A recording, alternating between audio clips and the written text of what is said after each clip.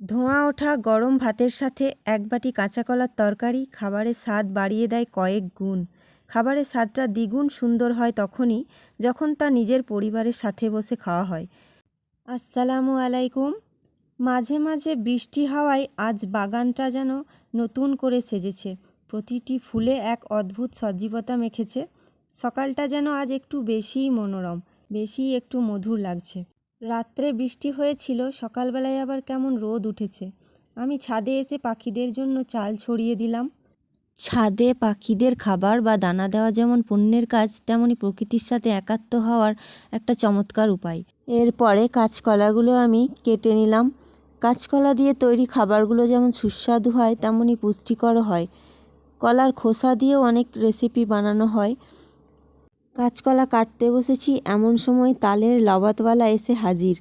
তালের লবাত হলো কাঁচা তালের ভেতরে নরম ও রসালো অংশ দিয়ে তৈরি একটি অত্যন্ত জনপ্রিয় খাবার।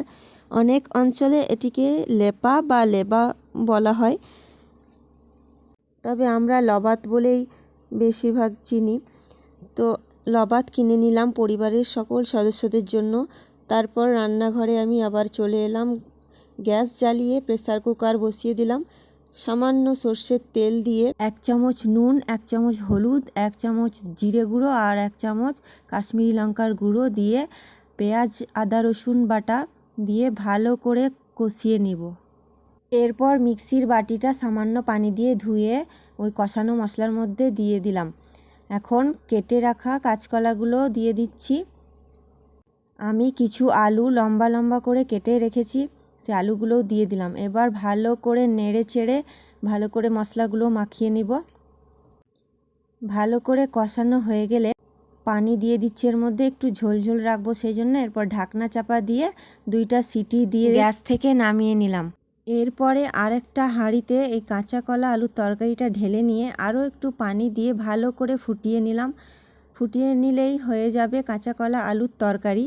কাঁচা কলা দিয়ে তৈরি খাবারগুলো যেমন সুস্বাদু তেমনই পুষ্টিকর হয়। কাঁচা কলা আলুর রান্না মানেই ঘরোয়া আবেশ, কম মশলায় তৈরি, সহজপাচ্য, পুষ্টিগুণে ভরপুর। আশা করি আজকের রেসিপি আপনাদের ভালো লেগেছে। রান্নার ব্লগটি ভালো লাগলে লাইক দিবেন। আপনাদের একটি লাইক এবং কমেন্ট আমাকে নতুন নতুন ভিডিও বানাতে অনেক উৎসাহ দেয়, তাই ভিডিও শেয়ার করবেন। সবাই ভালো থাকবেন। আল্লাহ হাফেজ।